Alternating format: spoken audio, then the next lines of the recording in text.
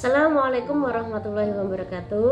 Oke, bertemu lagi dengan saya Faridatus Sofia pada mata perkuliahan Manajemen Pendidikan Islam. Pada kesempatan kali ini saya akan menyampaikan materi tentang pengertian, teori, pendekatan, dan metode dalam manajemen pendidikan.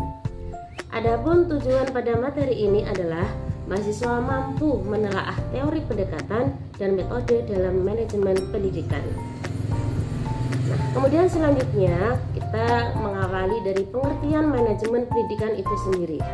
Manajemen pendidikan adalah proses merencanakan, mengorganisasi, mengarahkan, mengawasi sumber daya pendidikan yang bertujuan mencapai tujuan pendidikan secara efektif dan efisien. Jadi itu adalah pengertian dari manajemen pendidikan itu sendiri. Adapun tujuannya yang pertama adalah meningkatkan mutu pendidikan. Mutu pendidikan di sini berkaitan dengan apa?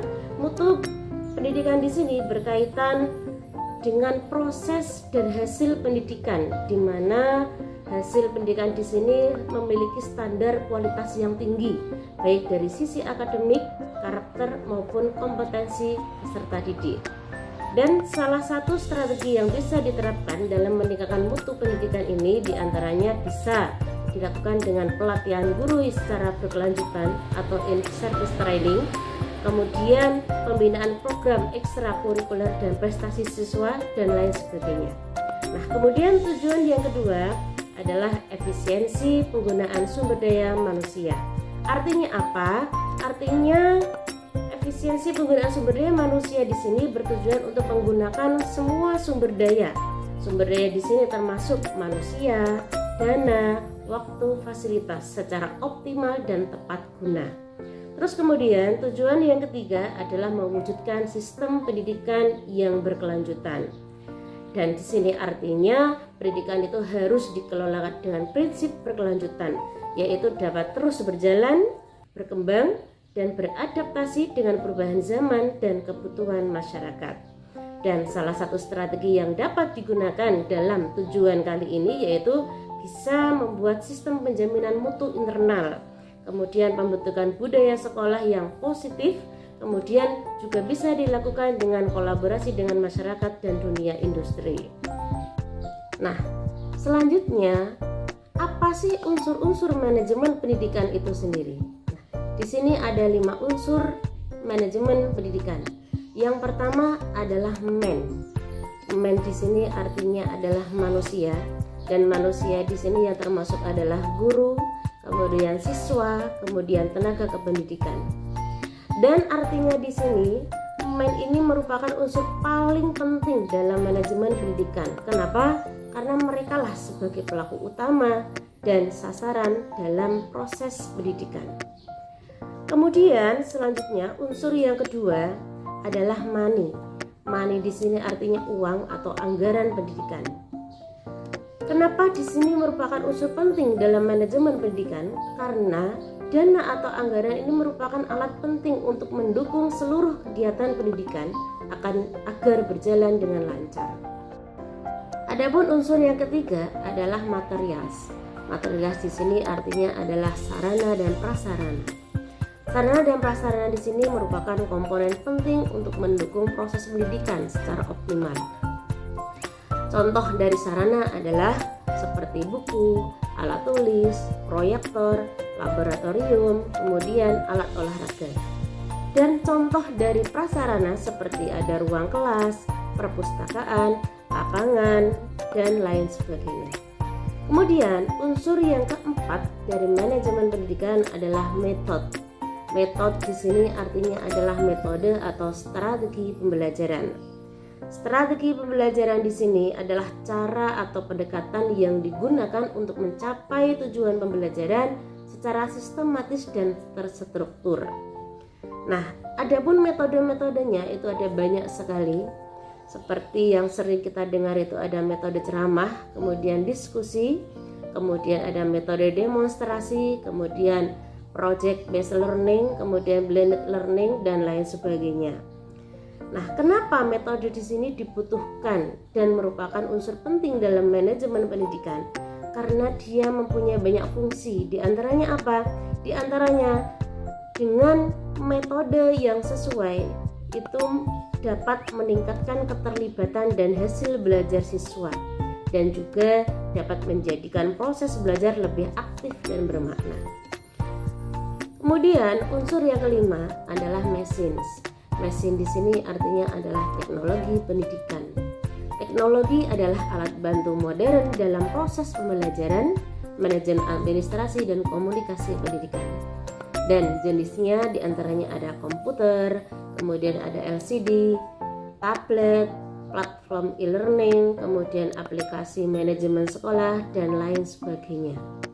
Dan mesin di sini atau teknologi pendidikan mempunyai fungsi diantaranya adalah meningkatkan efisiensi dan produktivitas kerja sekolah, kemudian mempermudah akses informasi dan kolaborasi, kemudian juga berfungsi untuk mendukung pembelajaran digital dan literasi teknologi.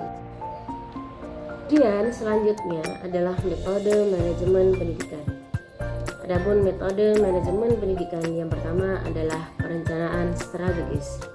Fokus dari perencanaan strategis di sini adalah menyusun rencana pendidikan jangka pendek, jangka menengah, panjang berdasarkan potensi, kebutuhan, dan tantangan lingkungan. Dalam perencanaan strategis ini ada istilah yang namanya analisis SWOT. SWOT, S-nya itu adalah strength, artinya kekuatan, kemudian W, weakness, kelemahan, O, opportunities, artinya adalah peluang, kemudian T adalah threat, artinya adalah ancaman. Metode ini digunakan sebagai alat analisis strategis untuk menilai kondisi internal dan eksternal suatu lembaga pendidikan. Kemudian, dalam perencanaan strategis di sini juga ada visi dan misi sekolah. Jadi visi di sini merupakan gambaran masa depan sekolah yang ingin dicapai. Kemudian misi adalah langkah-langkah strategis untuk mencapai visi tersebut. Kemudian selanjutnya untuk metode yang kedua adalah pengorganisasian. Fokus dalam pengorganisasian di sini adalah mengatur struktur, peran, dan tanggung jawab setiap bagian dari institusi pendidikan agar fungsi berjalan efisien dan terkoordinasi. Dalam pengorganisasian di sini ada struktur organisasi sekolah. Di sini ada kepala sekolah, wakil kepala, guru, TU, dan selanjutnya. Kemudian ada job desk atau biasanya kita menyebutnya dengan deskripsi tugas. Nah, di sini penjabaran tugas dan tanggung jawab setiap unit atau personal. Kemudian koordinasi internal, yaitu menyinkronkan antar bagian agar tidak tumpang tindih. Kemudian metode yang ketiga adalah supervisi akademik. Fokus dari supervisi akademik itu sendiri adalah meningkatkan kualitas pembelajaran melalui pendampingan, observasi, dan pembinaan guru secara sistematis. Dan supervisi akademik sendiri itu termasuk ada observasi kelas, yaitu misalkan kepala sekolah atau pengawas hadir di kelas untuk mengamati proses belajar mengajar. Kemudian pemberian umpan balik atau feedback. Nah, pemberian umpan balik atau feedback di sini merupakan diskusi reflektif dengan guru setelah observasi yang sifatnya di sini adalah membangun. Kemudian selanjutnya yang keempat adalah evaluasi kinerja. Jadi fokus daripada evaluasi kinerja itu sendiri adalah mengukur keberhasilan pelaksanaan program dan kinerja individu di lingkungan sekolah berdasarkan indikator yang terukur. Nah, diantaranya adalah indikator kinerja. Contoh, peningkatan hasil belajar siswa, kehadiran guru, pelaksanaan program 100%. Terus kemudian yang kedua daripada evaluasi kinerja yaitu selain indikator kinerja adalah instrumen penilaian. Jadi instrumen penilaian di sini termasuk ada lembar observasi, rubrik penilaian, kemudian angkat kepuasan dan laporan program. Nah, tujuan dari evaluasi kinerja di sini apa? Yang pertama, dapat mengetahui capaian dan kekurangan kinerja. Itu fungsinya, ya. Kemudian yang kedua adalah sebagai dasar pengambilan keputusan untuk perbaikan dan juga untuk memberikan penghargaan atau pembinaan. Kemudian yang kelima adalah partisipasif. Ya, partisipatif di sini fokusnya yaitu melibatkan seluruh stakeholder. Berarti ada guru, siswa, orang tua, kemudian komite dan masyarakat dalam proses pengambilan keputusan dan pelaksanaan program. Dan ciri-ciri dari partisipatif di sini yang pertama adalah diskusi terbuka, yaitu ruang bagi semua pihak untuk menyampaikan ide-ide, kemudian rapat dan musyawarah, kemudian juga termasuk ada kolaborasi. Jadi kolaborasi di sini yaitu kolaborasi antar guru, kemudian guru dengan siswa, kemudian sekolah dengan komite, kemudian sekolah dengan masyarakat. Nah, manfaatnya apa? Manfaatnya dapat meningkatkan rasa memiliki dan tanggung jawab bersama. Selanjutnya, bagaimana contoh implementasi di sekolah? Nah, contoh implementasi di sekolah bisa dilakukan dengan sebagai berikut, yaitu kita menyusun antara komponen dengan prakteknya. Misal, yang pertama adalah komponen perencanaan. Dalam prakteknya yaitu bisa dengan cara menyusun RKAS. Kemudian komponen yang kedua yaitu organisasi. Jadi di sini dalam prakteknya yaitu membuat struktur organisasi dalam sebuah lembaga pendidikan. Jadi seperti ada kepala sekolah, wakil guru, TU, kemudian cleaning service dan selanjutnya. Terus kemudian komponen yang ketiga adalah pengarahan, dan pengarahan di sini dalam prakteknya yaitu bisa dengan cara melaksanakan rapat kepala sekolah. Kemudian yang keempat adalah pengawasan. Jadi pengawasan di sini prakteknya bisa dengan cara melaksanakan supervisi kelas. Supervisi kelas di sini bisa dilaksanakan kepala sekolah mengsupervisi guru ataupun guru satu mengsupervisi guru yang lain ketika mengajar, kemudian memberi masukan untuk membangun. Kemudian komponen yang selanjutnya yaitu evaluasi. Jadi evaluasi di sini dalam prakteknya yaitu penilaian hasil belajar yang biasanya diwujudkan dalam bentuk rapor peserta didik. Nah, kesimpulannya, manajemen pendidikan adalah fondasi utama sekolah. Karena memang manajemen pendidikan di sini merupakan sebuah proses. Ya, proses dari tadi perencanaan sampai yang terakhir adalah evaluasi. Kemudian kesimpulan yang kedua, teori dan pendekatan di sini membantu memahami dinamika. Kemudian kesimpulan yang ketiga, metode itu harus disesuaikan dengan konteks.